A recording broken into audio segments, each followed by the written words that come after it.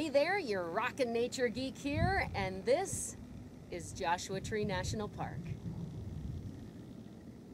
Located in Southern California, Joshua Tree National Park is a one-of-a-kind showcase of the Sonoran and Mojave deserts.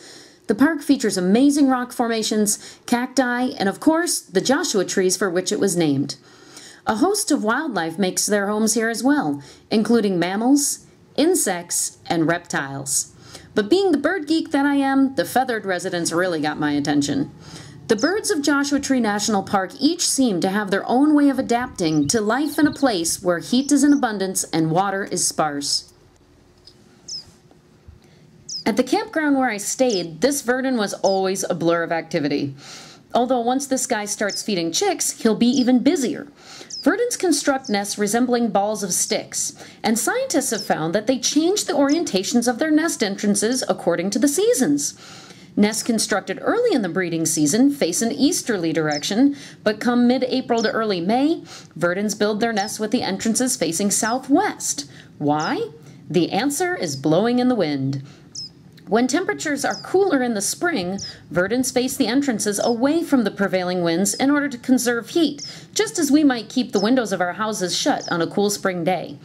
But as temperatures rise, the winds act as a method of cooling the nest, and verdins build the opening of their nest directly in the wind's path, much like the open windows cooling a house. Gambel's quail have also learned how to beat the heat. When temperatures are comfortable, these quails spend their days alternating between foraging and resting. However, in the hottest months, Gambel's quails spend their time, much like humans do, in the shade. They will forage in the open early in the morning and in the evening, but otherwise spend their time in the shade, resting to conserve water and energy. When it comes to water, although a covey of Gambel's quail will rarely be found further than 1.5 miles from a permanent water source, they won't need to drink it except for on the hottest days. These birds get most of their water from their diet of plant materials, such as legumes and cactus fruits. There are other kinds of fruit that act as a water source for Joshua Tree's birds.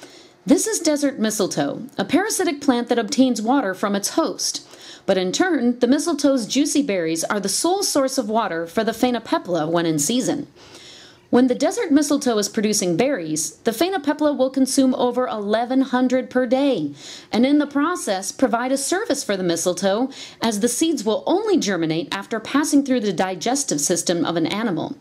As an extra benefit, the phainopepla has the ability to deposit the mistletoe's sticky seeds high in the branches of a new host, such as the desert mesquite or juniper tree. By providing a source of water for the phainopepla, the desert mistletoe ensures that it spreads its seeds far and wide. Like the Gambel's quail and phainopepla, the black-throated sparrow obtains its water from its diets of grasses, herbs, and insects.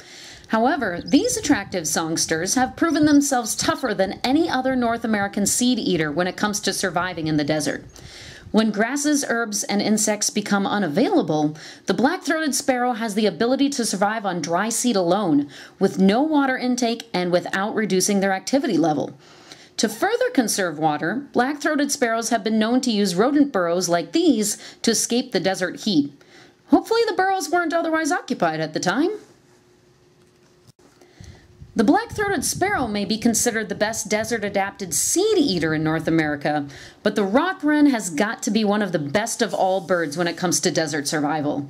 While the black-throated sparrow only reverts to its waterless ways during the dry season, the rock wren is not known to drink water at all, even when it's nearby. In fact, 5 birds kept in captivity with water readily available still obtained all of their moisture from their diet of insects. Can you imagine never drinking a drop of water in your life? From welcoming the wind into their homes, to lounging in the shade, to finding alternative sources of water, the birds of Joshua Tree National Park know how to survive in the harsh desert climate. The amazing adaptations that these birds possess only add to their beauty and to the wonder of this treasured place, a true oasis of its own.